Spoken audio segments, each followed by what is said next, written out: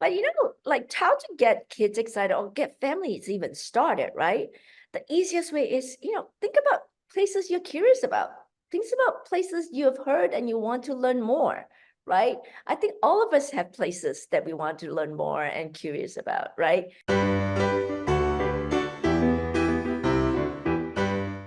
Good afternoon, everyone. This is Gretchen Rowe, and I'd like to welcome you to the Demme Learning Show today. I'm so excited to welcome my new friend, Rowena Scherer.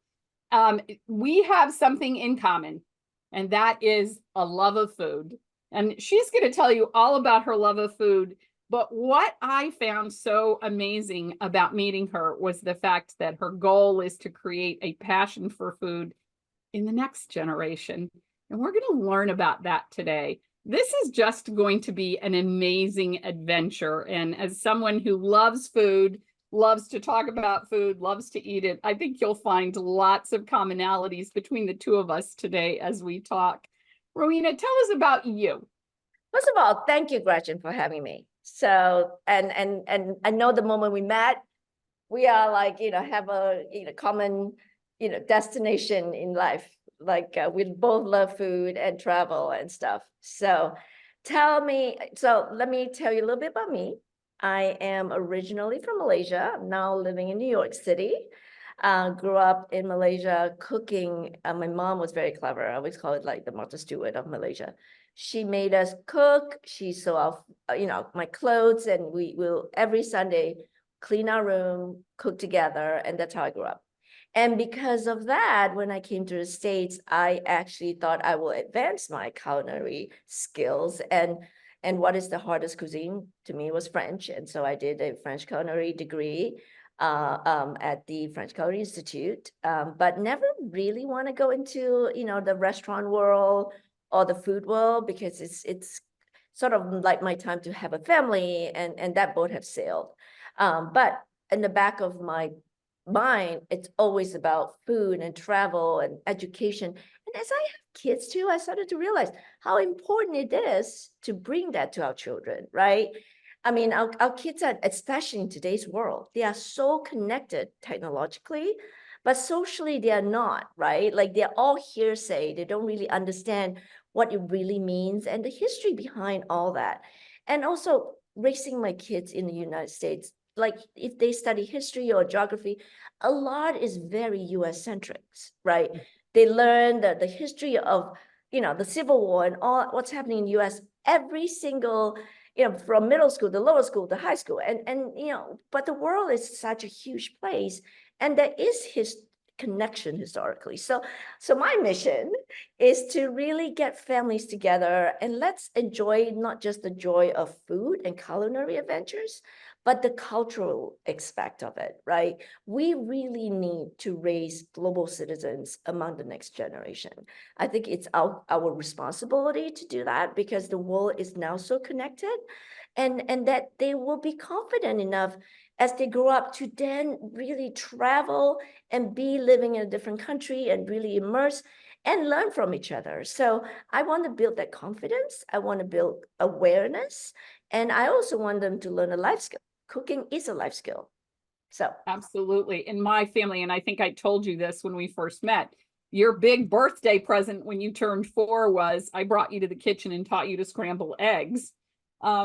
I didn't really realize how that was going to affect me now that I have 6 adults as children, but being able to go to any one of their homes and be fed a gracious meal, and knowing that they enjoy cooking as much as I have enjoyed cooking. I got razzed last week because I'm in the middle of a very busy travel season, and a coworker said, "Why don't you just do takeout?" I'm like, but you don't understand. The way I find myself is to go into the kitchen, climb into a recipe, and enjoy that experience. And to me, that is really amazing. So where did you come up with this idea to connect not just food, but culture to a cuisine so that children would be able to understand? So I have a story, because it's my children. I always start with the kids, right? So they travel a lot. So personally, I have probably, well, I've lived in 6 different countries or 7. And I've traveled to, like, in this book, 18 of the 20 countries. So I travel a lot. And everywhere I go, it's like food and culture and cuisine. And so I feel like I have really good experience to share. So it was actually in Thailand when my kids were like 9 and 11, and they were do a cooking class with me. And then they were holding up this onion. They're like, Mom, what do you want me to do with this onion? And I was kind of like disappointed, not at them, but at myself, for like knowing all this myself, but never really share that experience with my kids, right? And so what kind of that trip triggered a thought of, life's too short. I really should be doing something I love. And it's not even work. To me, this is not even work, because this is really what I love to do. And finance has been great. It gave me a great life, but that is like, I'm tired of it. Like, I feel like I have more to give to this world. And my gift to the world and to my kids is my knowledge of all the different places I've been, the connection, the food, the fun of coming together and cook together, and also teaching them so that they can grow up to be a global citizen. So that was how it started. So then it just like immediately, I'm just like, I need to do this. Like, I came back from that trip, went to my partners and said, I need a sabbatical. I need to think about how to do this. And if I'm doing it, I'm not coming back. But if I give me 6 months, if it's not even, possible, I'll come back. And I've never been back. It's been 5 years, 6 years.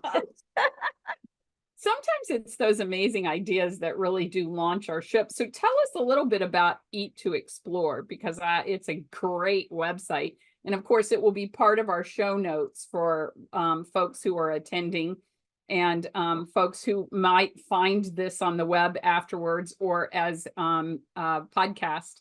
But tell us how you came to that idea, because I think it's really terrific. Yes. So Eat to Explore, as in EAT number 2, Explore.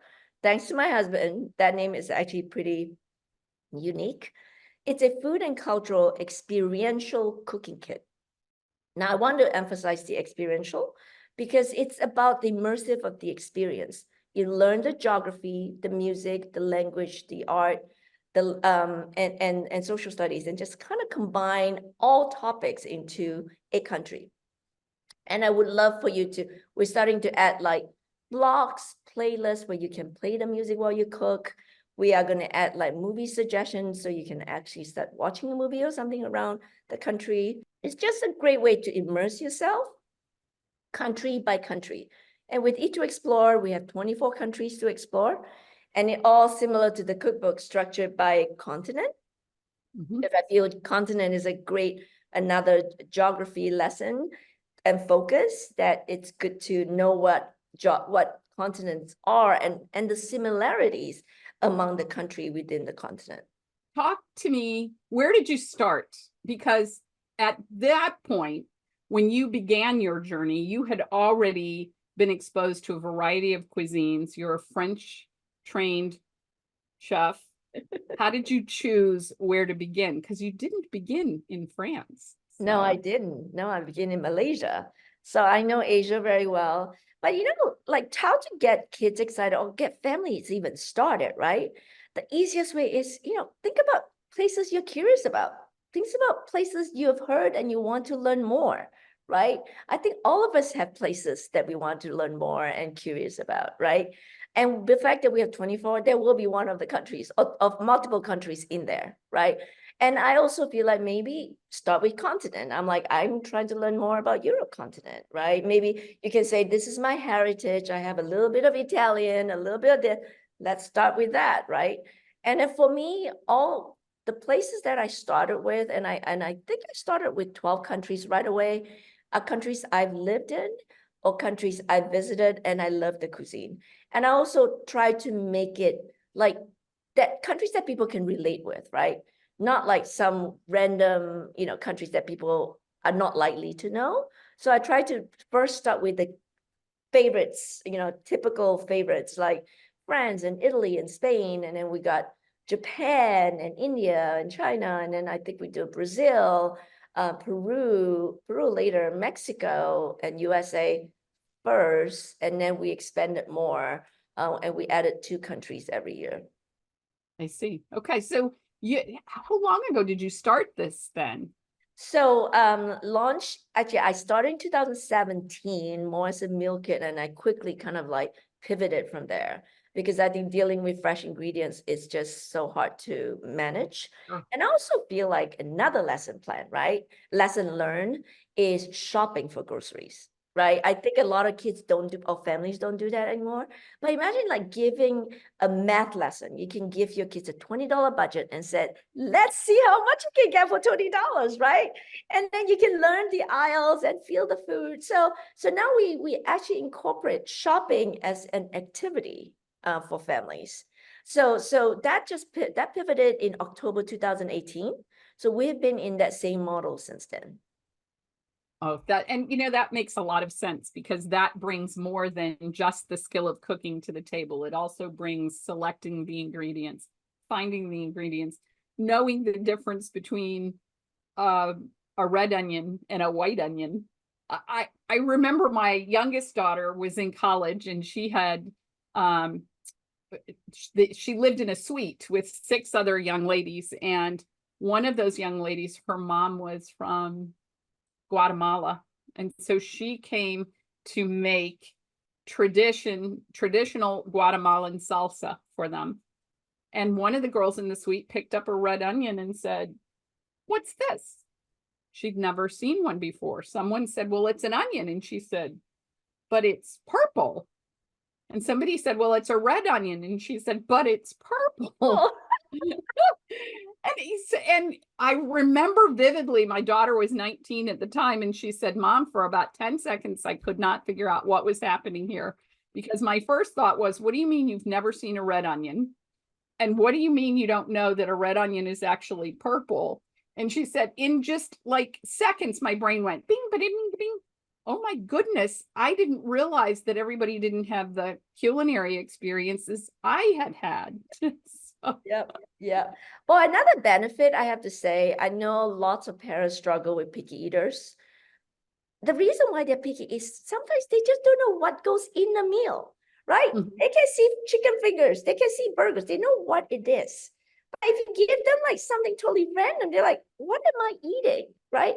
But if you start from the process of buying the food, feeling it, they're learning about what goes inside, and then they participate in making it, the chances of them eating it is so much higher. I have taught 3rd grader at a prestigious private school, and all the kids are like, I don't know what it is, I want to try it.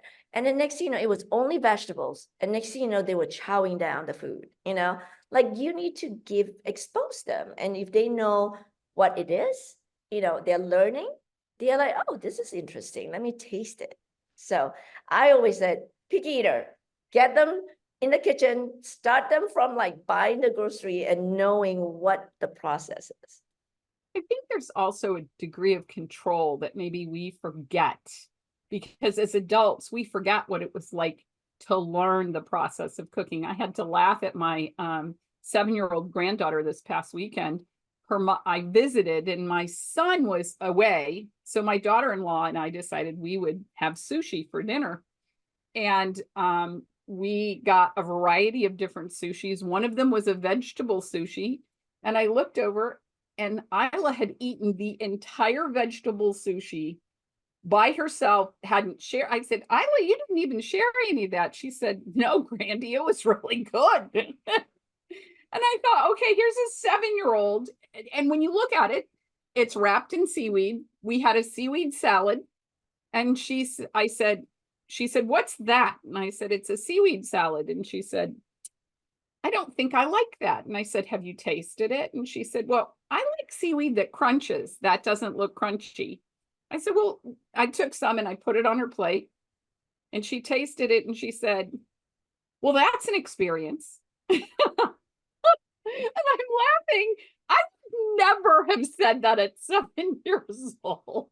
So I said, I take it means you don't want any more. She said, I'll stick to my crunchy seaweed. Oh, one taste. I mean, slowly, your taste bud, like you said, it's like walking. I would say it has to be trained, right?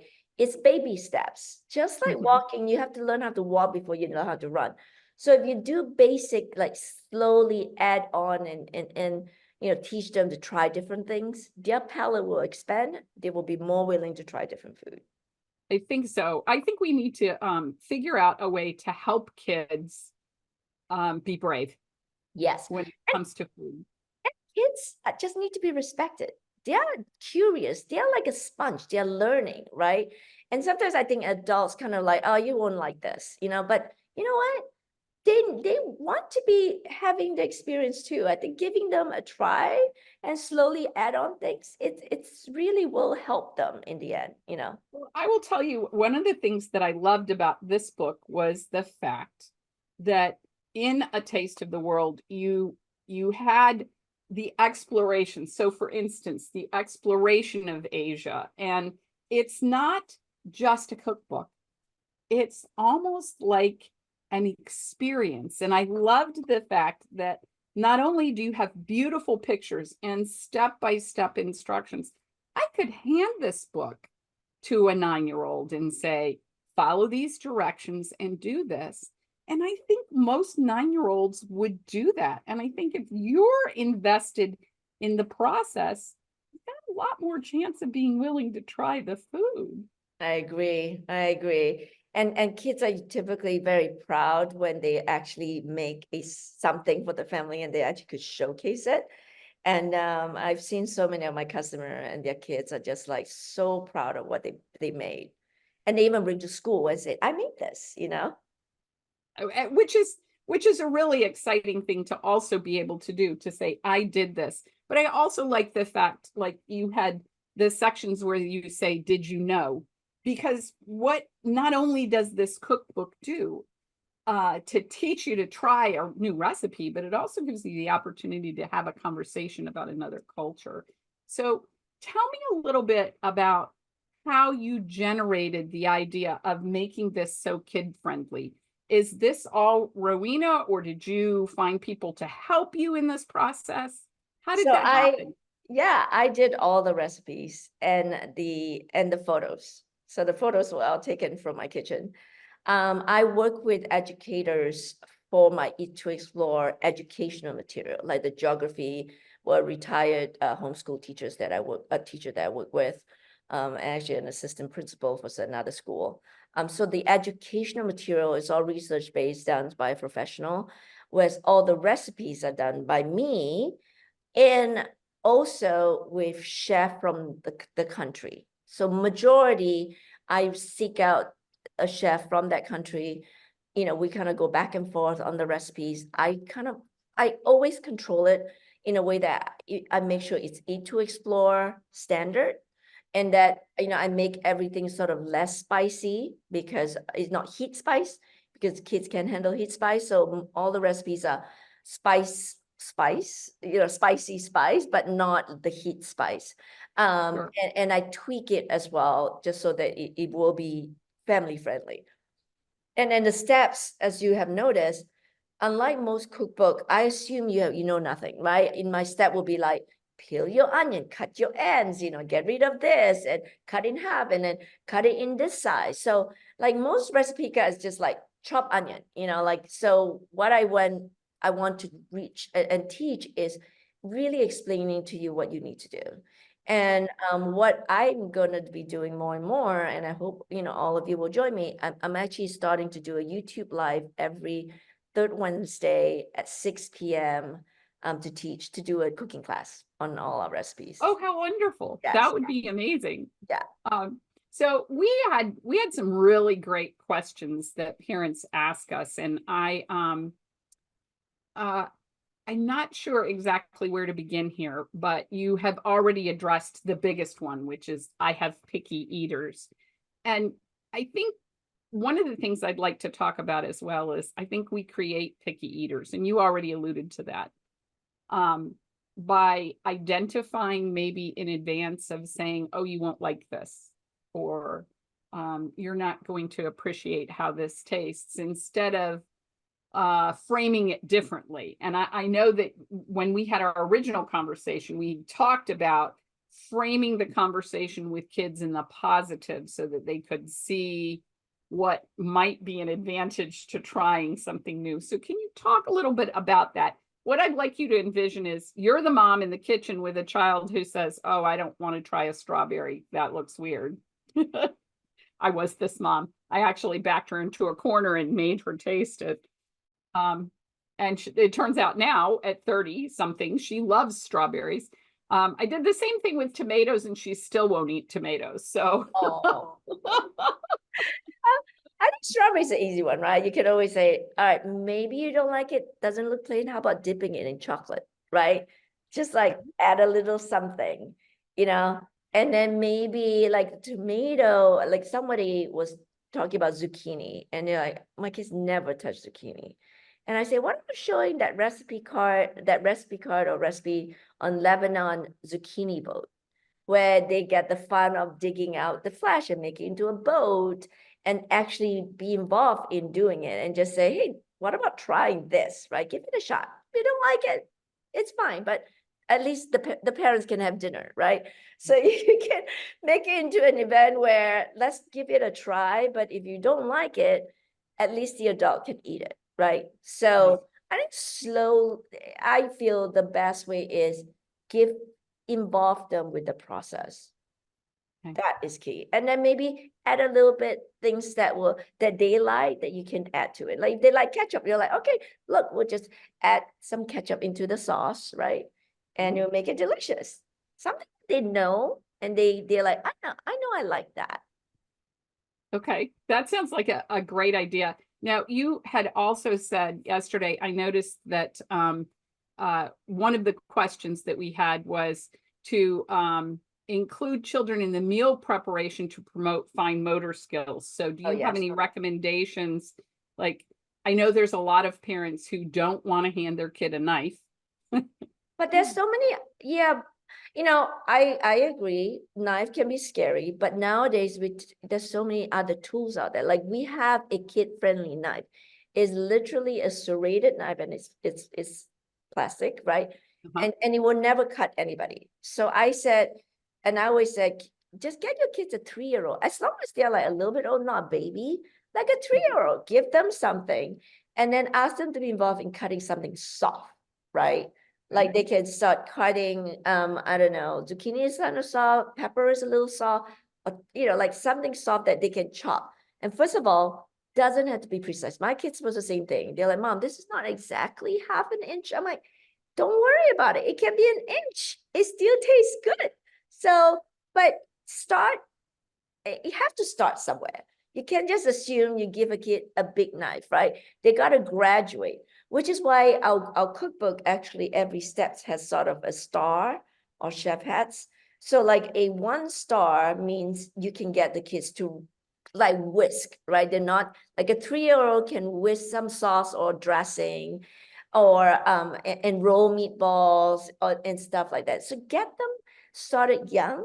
Then once you can see that their knife skills are better, right? Then you can, progress to a slightly bigger knife and stuff like that. So you can do it in stages. So I think start them when they're young, make it a family event. I mean, like get everyone in the kitchen, even the little one, put them in a little baby chair, right? And give them something to be involved in.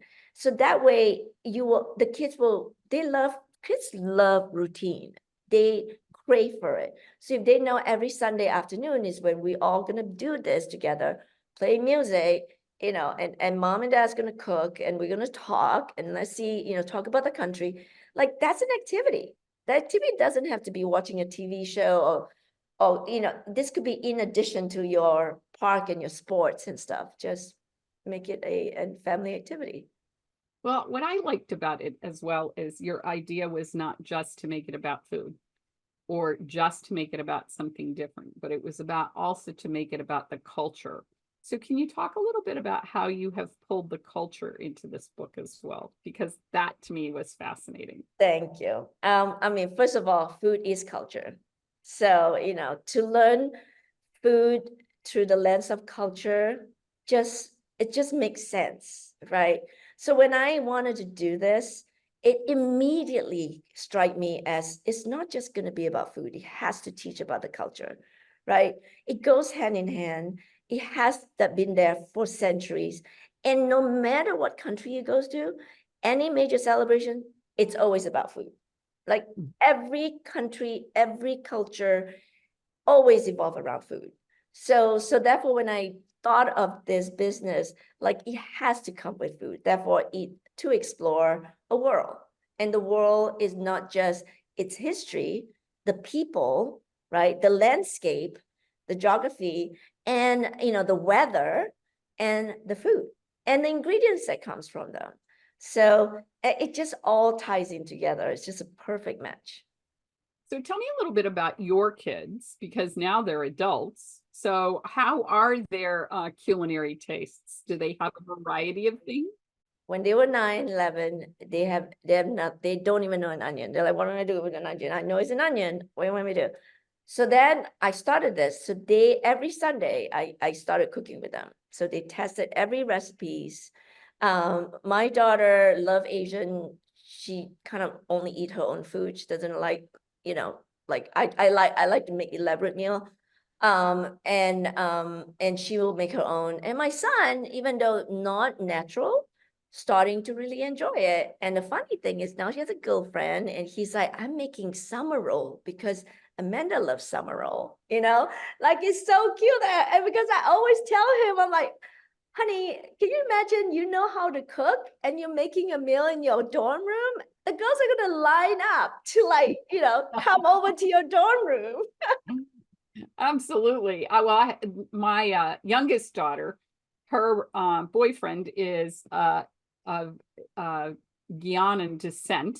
Ooh. And so she said, all right, I'm going to find, so she did some research, and one of their classic cuisines or dishes there is pepper pot. So she had to figure out not only how to make pepper pot, but she had to figure out one of the ingredients in that begins with a C. I'll remember it, because when I quit thinking about it, I'll remember it. Anyway, she had to research the ingredients, get the ingredients together, and he's not a particularly adventuresome eater. So I couldn't wait. I was like, oh, I can't wait to see how this works, because I don't know if he's going to eat it or not. Oh. And the funny part was he liked it so much, he asked her if she would make it for him again. Oh, wow. See, I really think it's, and who doesn't like to come to your house and there's food on, like fun food, and it's such a joyful social time, right? To cook together. So my kids, going back to my kids, both of them not only are great with food and cooking them now, they build confidence of traveling and living abroad. Both of them, my son took a gap year, was living in Dublin in Singapore, and then my daughter took a summer gap living in Shanghai. And I really think it's partly because they are comfortable. They know what the country is. They, and the confidence built from this, starting with cooking and then knowing the country, right? There's no surprises. So I feel there's so many soft skills that come out of it. Oh, another important thing as a parent too, I notice kids when they're young, between 3 to 12, all they want to do is spend time with you, right? And I know when parents have multiple kids, it's tiring. It's hard to like manage all the one, but that's the only time when they really want to spend time with you. Like when they're 13 and up, they want to be with their friends, and they should be. And then when they're high school, they need to spread their wings. They need to be independent. So that moment between 3 to 12 is the most like important time where you want to not just outsource them to do different things, but bring them home, get them involved, so you have a conversation. Because now more and more these days, kids are like, they find things online rather than talk to their parents, right? They hear all about this, but if you have a moment every week where you're coming together, you can talk about it, you can talk about what's happening in the world, what they think, what they are listening to, and have that. Once you have that foundation, when they're a teenager, they'll come to you, Like my kids will come and then we don't see each other very much, but when they come to us, they're asking questions, so. Mhm. And I think you've hit upon something really important is we need to catch them when they're young and create those experiences, those memories. I laugh now because when my kids all get together, many of their conversations involve some sort of food experience that we've had together. And they love to talk about things they remember eating and their favorite things to eat. And the word that I was trying to remember was cassareep. That was something we had no idea what that was. So then That first either. we had to Research Google it that. and figure out what that was. And then of course Yeah, Amazon knows all. So Amazon delivered that to our door. probably in a big pot or big sack, like Actually, it came in a jar in a jar, okay? and it has the most wonderful smell. But you know what? If Callan hadn't decided that she wanted to put Carl in touch with his family heritage, we would never have known what True. this That is ingredient true. was. Yeah, And that's so I true. think there's a little bit, so now speak to, we've talked about trying to get the kids excited about something different. Speak to the parent who's afraid to try something new. Right. And that's a lot harder. It's harder, but you know what? Funny thing is, a lot of time the kids are now initiating it because I think kids these days are very curious. They see it. And I was actually talking to a mom recently and who's not a cook and is like only eat like basic stuff. He said, my son came to me and said, well, what's my heritage? I know it's part Asian, and then they found out that it's Japanese and French or something. And then the son is like, I like to make food from those countries. And they did. And the mom ended up learning more than the children, right? And I think this is why it's so perfect. It's like the whole family can learn together. Don't be afraid. Cooking is you have to take the first step. And then once you start, you realize that it's actually fun and enjoyable. And it's fun for the whole family. And adults can learn too, never too late. Right. Right. I think one of the things that we need to do is be brave. Yeah. And what you're encouraging us to do here is to be brave. Right. And sometimes that's hard, particularly when you were not exposed to a variety of different foods growing up. I was, because my parents traveled extensively, but my mother was not a brave eater. And so I'm grateful that my dad was, because he would encourage me to try new and different things. Right. And sometimes I think a little bit of it comes down to being brave in front of your children. True. But I think, but you know what it is? I think be brave and be willing to say, hey, I'm going to learn with you. And in fact, that will be more powerful because the kids will be like, oh yeah, mom, let's do it together. You know what? That togetherness is what you want, right? The opportunity to say, let's do this together. Let's learn together because I'm as curious as you are, right? So that's And I always love the way step. that you said that. Do it together. So Right. tell me a little bit more about your idea of grocery shopping, because I did this. This was kind of the way that I took the grocery list, divided it up. I figured it was a free math lesson. But you know what? The world is changing. My daughter, when I visited 3 of my 6 kids this past weekend, and my daughter was building her grocery list, and it was going to be delivered to her door. So her kids weren't even going to go to the grocery store with her. I know. So how do we change that? So without Eat to Explore box, it actually comes with a shopping list, which you can also download onto your phone. I highly encourage people to go to a grocery store. And that's how we're starting to have a guide on how to best use Eat to Explore.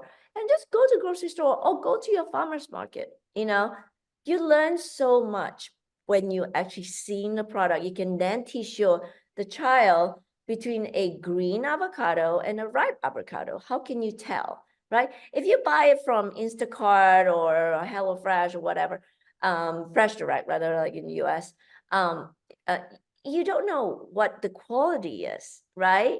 Whereas if you go to a grocery store, you got the quality, right? Mhm. So And sometimes you get the price option, and then you can teach them about all the different pricing. So I always encourage parents to just take them to a grocery store. It's like an activity, right? Go drive and go to this closest one, and which one should we try next time? Let's go to Trader Joe's or go to Whole Food, and you can kind of compare and contrast. Right. Yeah, that's a really good idea as well. And the other thing that is there, implied in that is a geography lesson. How are you going to get to the grocery store? True. I taught my kids, my kids learned to drive routes with maps so that they could figure out which direction was north and which direction was west. And That's a good they one. would have to tell me which way I was going to turn, which was always an adventure. How do you feel about gardening? I didn't look through here, but do you ever talk to parents about gardening and growing their own ingredients? I don't have green thumb. I try, but I do keep, I know my limitations. I every year summer I'll do a planter of herbs, and that Okay. I do it very well at my fresh herbs, whole summer. But I tried tomatoes, I tried all that. I just can't do it right. And also, living in New York City is a little harder.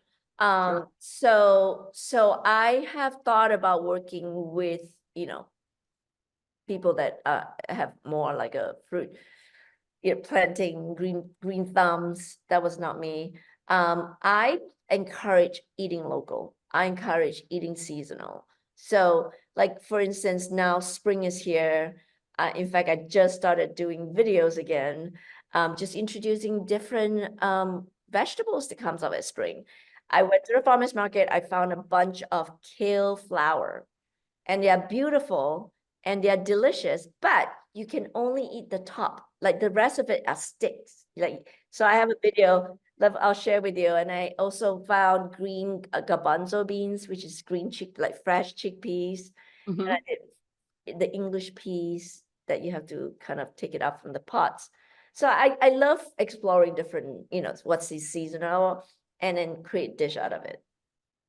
I think that brings another whole layer of ideas there as far as a parent is concerned. If you're a parent who wants to take something like this and make it into some sort of a curricula, what is grown in your area? What is seasonal? What is in season right Yeah. now? Yeah. I was laughing because I was trying to figure out what could I make for dinner this evening in a busy evening that would be easy. And for us, it would be a wilted lettuce salad, for dinner, which is something we all love and we enjoy eating. But not a lot of people think about those things. It's about to be strawberry season. I've mentioned strawberries Yeah, already. yeah. So how Yeah. many different kinds of things can you make with Yeah. strawberries? My daughter, every Mother's Day, my kids make me food, and that's like, Mother's Day, and then Thanksgiving. So they all will cook. So this year my son is now here, and my daughter is like, "What do you want me to do?" I'm like, "You know what? Be inspired. Go to the farmer's market, and then you think of something." And he's like, "Yes, great idea." I think the other thing that we should think about as parents is we're trying to create independent learners. We're trying to create an environment where our children can learn independently and to encourage that open conversation about what do you think about? Have you thought of trying and those kinds of things in a more open-ended conversation so that kids don't feel that they're pasted into McDonald's is the only food I'll eat outside my house.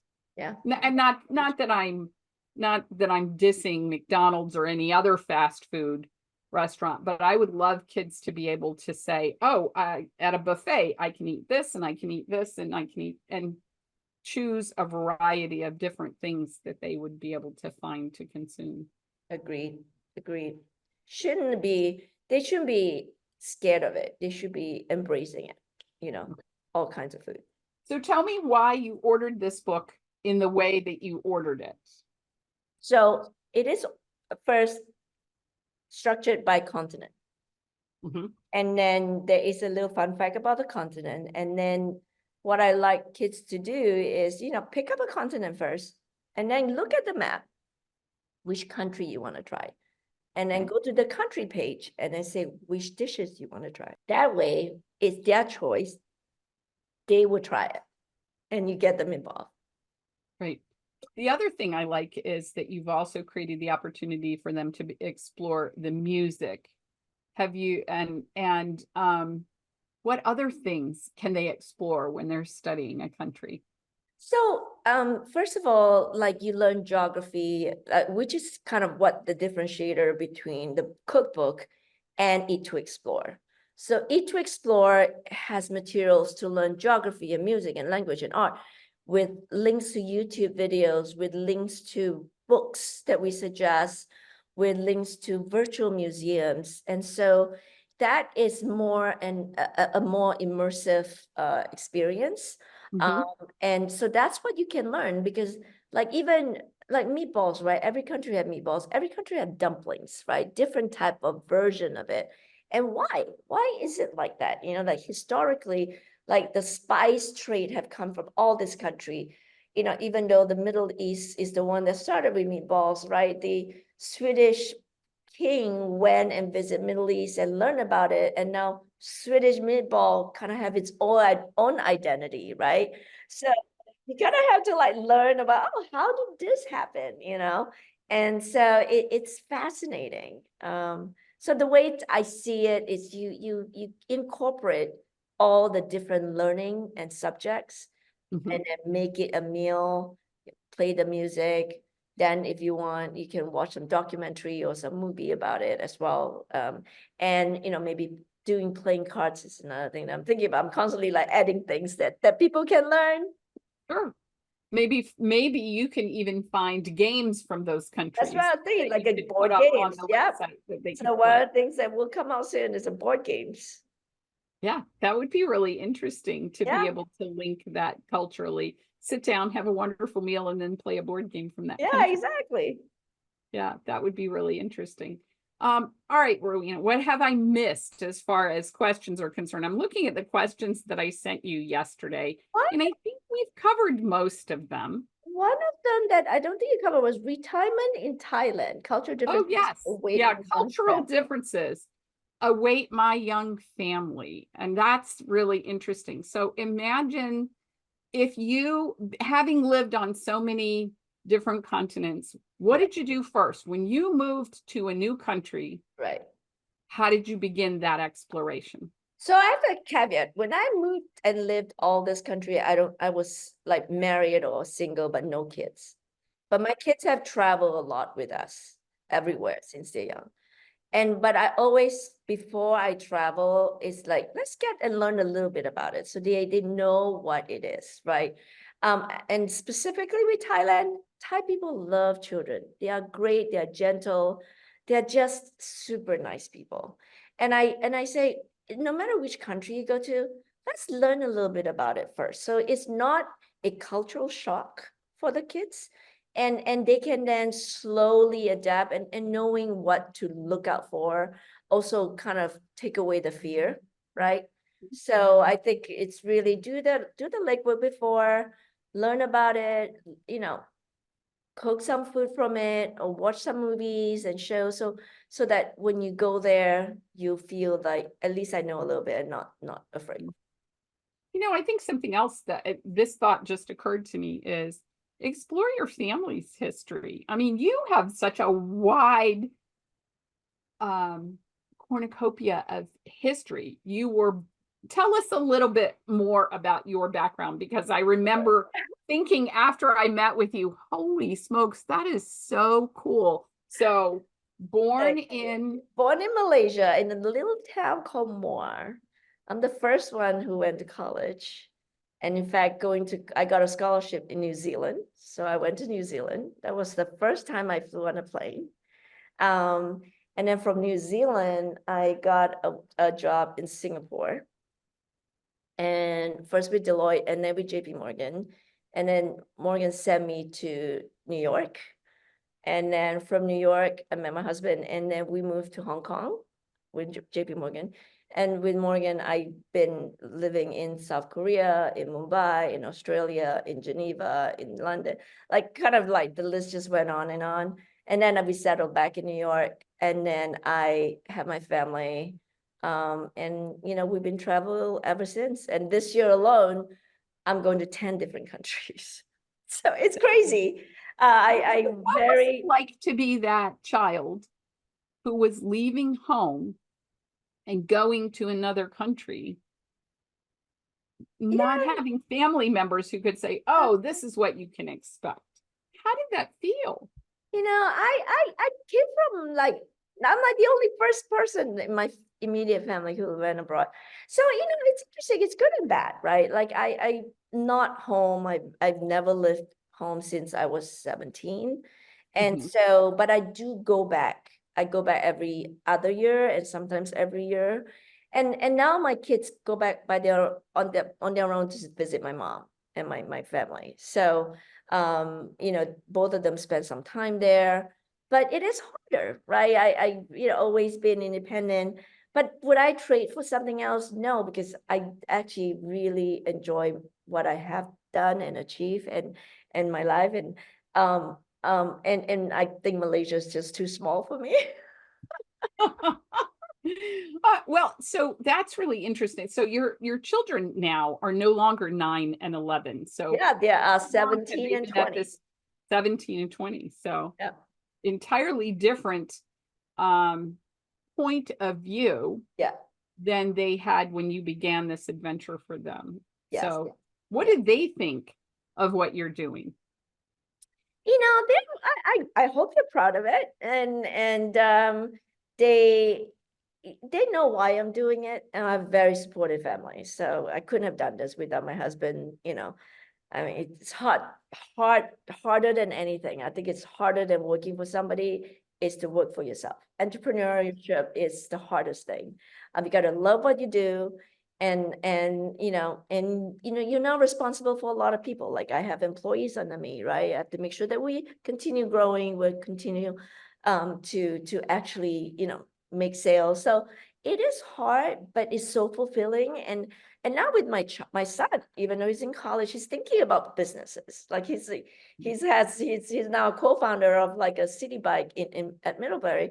I mean, he's thinking about how to get money to get it started. So it's hard. And so I think I hope like I'm encouraging them to try different things. And I always said there is no one road, right? There's multiple journeys, your journey. If you take it, if you think this is the road, reassess in a few years. If it's not working out, it's fine. You gotta be happy. And I think you've said something that's very important that parents probably need to recognize, particularly moms, that there is no one road. There's no one road to an education. There's no one road to adulthood. We have to learn to practice the art of flexibility. Yes. And I think you've personified that so Thank well, particularly in the things that you have done. And so if I'm a parent and I have listened to our conversation, what should I do first? Guide me into where should I go and what should I be, where how should I begin? Okay. If you really want to take this step of exploring the world through food, two options, right? You can buy the cookbook, which I think will be a great way to start. Or you could try Eat to Explore, which is Eat number 2 Explore, which I will give you the access, Gretchen. And just start with a country that you've heard of, that you're curious about, right? And maybe get your kids to be involved. Now, what country should we like? Let's show the map and pick the country that you're curious about and start from there. And the reason why Eat to Explore has a subscription where you try different country every month and it comes to you a different country, it just gives you an opportunity. And we already done the work, right? So you can do it together with your child, one country at a time. And slowly and surely, not just the culinary taste and expansion of your palate, and you're learning a life skill, you're gonna learn more and see how connected our world is. And all this country has history and immigrants and people that are very similar. Absolutely. That makes a tremendous amount of difference. Okay, so we are almost at the top of the hour. What should I have asked you that I have not asked? Let me think. I think you asked everything. I'm just thinking out loud. No, I hope some of you will try us at Eat to Explore and maybe check out our YouTube live May 15th, starting my first one, making So are Ethiopia. you going to do those the middle of every month then? It's third Wednesday of The every third month. Wednesday. The Okay. third Wednesday of every month at 6 p.m. Eastern.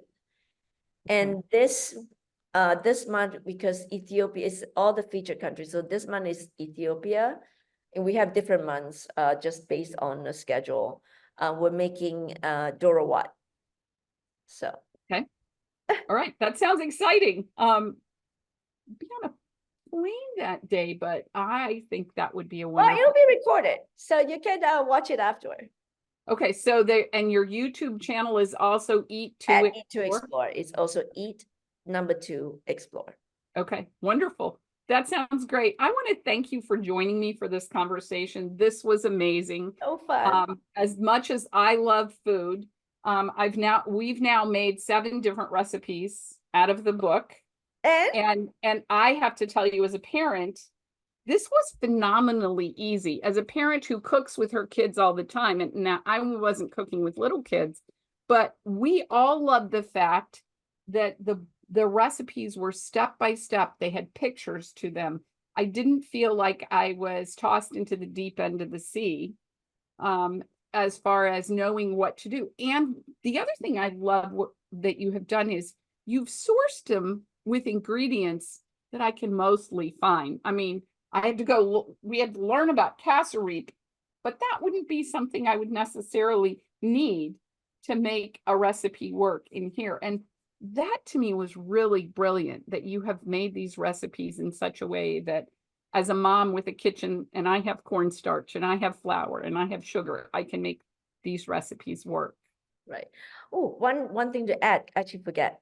So if you follow the steps, first thing first, check your pantry, right? Before you go grocery shopping, don't buy repeats. I've done many mistakes like that. Go to your pantry and your fridge and say, well, what do we have? And then what else we will need. There you go. That in and of itself is great advice. Then you don't have 4 bottles of basil sitting on your shelf like we have right now. So thank you so much for spending this time with me. This was a marvelous experience. I'm looking forward to learning more. And the third Wednesday at 6 p.m. So that will be May 15th. Join her. It'll be worth every minute of it. Thank you so much for your time. Take care. We'll talk again soon. Bye-bye. I want to thank everyone for joining us today. This is Gretchen Rowe for the Demme Learning Show. You can access the show notes and watch a recording at demmelearning.com/show or on our YouTube channel. Be sure to rate, review, follow, or subscribe wherever you may be hearing this, especially if you really enjoyed it. And we'll look forward to coming into your living room again soon.